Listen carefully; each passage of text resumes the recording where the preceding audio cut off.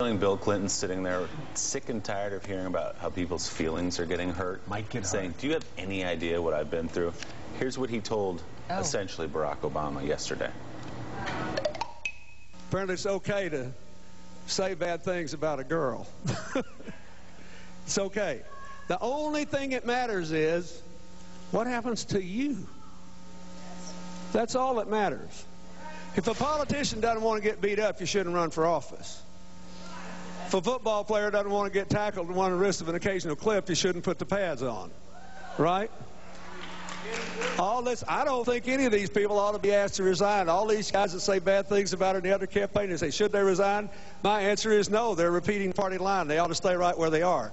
Let's just saddle up and have an argument. What's the matter with that? That's what America's about. Right? Wow, that's Bill Clinton. That is what America's about. Again, we go back to the John Adams HBO series. I've been fascinated looking at that, the animosity, the clipping between Benjamin Franklin and John Adams. Anybody that reads history and knows anything about our founding fathers know they scratched and clawed and took each other's eyes out.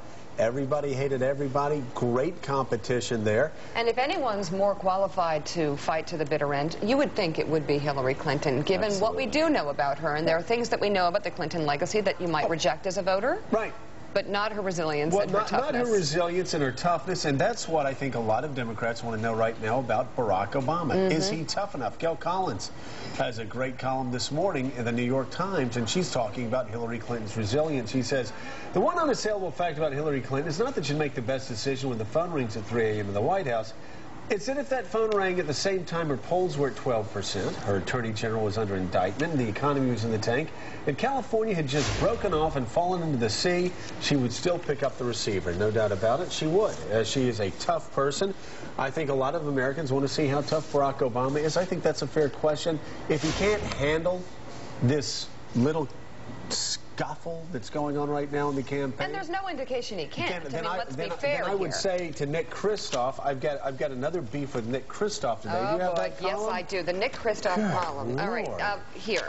This guy needs to toughen up. We have a full screen. You know what? Nick Kristof needs to have a contest where you win a trip with Nick and go to Queens. Oh, come on, be nice. Seriously? He brings up some really interesting points. So anyway, but Nick Kristof goes after Hillary Clinton, saying, oh, you know what, if they play nice and if they pat Barack Obama on the head, then they should be allowed to continue in this fight for the Democratic nomination. But if they're going to be tough, they need to quit right now. Well, I guess or they'll be the Naders of 2008. The Naders, Ralph Nader didn't get half of the Democratic vote. But I think Ralph Nader, and look at these polls, though. Okay, and we'll talk in a second. But Willie, take us through these polls to see what the Naders are doing right now nationwide among Democrats. These are new NBC News Wall Street polls. Here's what the Naders are doing. What, 1 or 2%? Yeah. Yeah, but Nick, they probably got 1 or 2%, right? Close. Here's what we got nationally. Dead heat. Tied Barack Obama and Hillary Clinton. That's a new NBC News poll. You talked about Barack Obama's toughness, whether or not he could weather this Reverend Wright controversy. It looks like he has, for the most part, or at least he hasn't taken much of a hit. Among Democrats. Among Democrats, that's right. And we have some other numbers that are interesting, too. Feelings toward Hillary Clinton. She has 48% negatives, 37% positive there. On the other hand, when you look at Barack Obama, his numbers a little bit more favorable than those of Hillary Clinton. He's got 49% positives and 32% negative. And of course, Willie, the stunning story here is that Hillary Clinton has approval ratings of 37%. And that's what everybody's going to be talking about today, because they want to drive that narrative. Hillary's doing poorly. Hillary, get out of the race. Hillary, I started to hear it last night. You know, they need to talk about the fact. What matters? Look up at the scoreboard. Bill Clinton wants to talk about football analogies. Look up at the scoreboard. 45% to 45%. That means that Hillary Clinton is getting more people voting for her than she has a positive approval rating, which means one thing. There are a lot of Democrats that are scared to death that Barack Obama can't win this thing and that'd rather vote for Hillary Clinton, thinking she'll do better in the fall, and go with Barack and Obama, also, a guy they like. Hillary Clinton has to put this over the top somehow, and Christoph touches on this. The question is, while she tries to do that, and she certainly can, does she create a divide in the party that is irreparable in the long run? If Mrs. Clinton can run a high-minded civil campaign and rein in her proxies, then she has every right to continue. See, this is what I love about elites. This is what I love about elites. I'm going to underline this and circle it. Then she has every right to continue through the primaries. Nick Kristof, let me ask you something.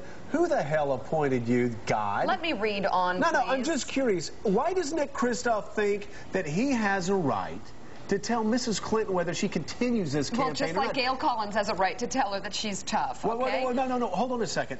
Gail Collins can observe Hillary Clinton and say she's tough.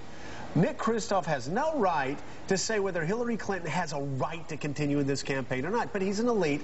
He thinks he's God. Here's what he's saying. Go ahead. I think a lot of people are saying this. I'm not saying I agree with it. If Mrs. Clinton can run a high-minded civil campaign and rein in her proxies, then she has every right to continue through the next few primaries. That's nice of I don't Nick. know how she does that. Thank you, Nick. And the Democrats might even benefit from the bolstered attention and turnout. But if the brawl continues, then she and her husband may be remembered by many people who long admired them as having the same effect on Mr. Obama this November that Ralph Nader had on Al Gore in 2000. Do the Clintons really want to risk becoming the Naders of 2008? And again, you know what? I'm not apologizing for Hillary Clinton. I know you got an email from somebody that said stop being an apologist for Hillary Clinton. Yeah. I'm just trying to be fair. I swear to God, there's so many people that want Barack Obama in the media, want Barack Obama to win. You know what? I'm a Republican. I'm a Republican, okay? So say what you will, read into it what you want to read into it, but I attack Republicans, I attack Democrats, I do my damnedest to be fair, and I'm sick and tired of people telling Hillary Clinton the race is over. Hell, they started telling her it was over 2 days before New Hampshire. It ain't over. But, Joe, I think that you talked about the scoreboard being tied. I think what a lot of people are looking at is another scoreboard, and that is of the delegates. Right. That she can't win the delegates. She can't get enough super delegates to her side. So what is she staying in the fight for? Well, That's the question. And this is what's so interesting. We in the media have loved to say over the past couple months, month, that Hillary Clinton can't win enough delegates in the elections to get elected, right? Nobody, though. Nobody's bringing up the fact that Barack Obama also doesn't have enough delegates to win the primary, to win the nomination before Denver. This is a race that's going to be decided by superdelegates. You can like it, you can hate it, you can cut any way you want it. Those are the rules. And you've got other people going on TV and writing columns saying, well, you know, the rules say that the person with the most elected delegates, pledged delegates, wins the nomination. No, it doesn't. No, it does. Those aren't the rules. If those were the rules, Democrats wouldn't have superdelegates.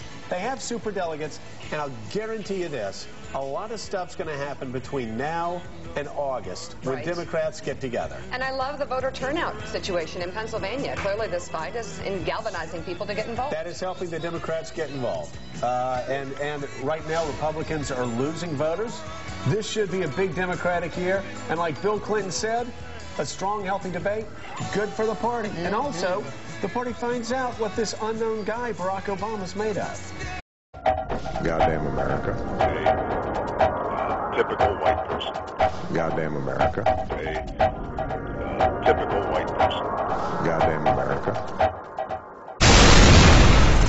What's going on in white America, U.S. of KKKA? Black men turning on black men. That is fighting the wrong enemy. Enemy. Somebody who is like an uncle. I can no more disown him than I can disown the black community. God damn America! That's in the Bible for killing innocent people. God damn America! Goddamn America. And I would think about our own people. I would think about those who need help. That's what this campaign is about. I won't wear that pin on my chest. Instead, I'm going to try to tell the American people what I believe will make this country great. And, hopefully that will be a testimony to my patriotism. I think that we should call a summit with Muslim leaders from around the world to talk to them about their need to partner with us. you want to discuss this with such eagerness. Let's listen to Senator John Kerry help out his friend Senator Barack Obama. And I think in the end, he has an ability to help us bridge the divide of religious extremism, to maybe even give power to moderate Islam, to be able to stand up against this radical misinterpretation of a legitimate religion. There are other issues out there. We pointed out and showed video last night of another spiritual advisor of him with equally divisive language. We haven't even begun to touch nationally a debate over his political pilgrimage to William Ayers, one of the heads of the Weather Underground that admitted to bombing our Pentagon. He hasn't dealt with that issue at this particular point.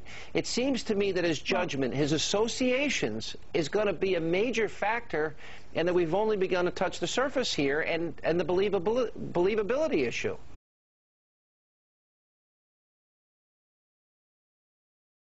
I think Republicans, you read the Post, they're really going to nail this guy as a left-winger. They really are, Chris. And I think doing that is an enormous grace gesture.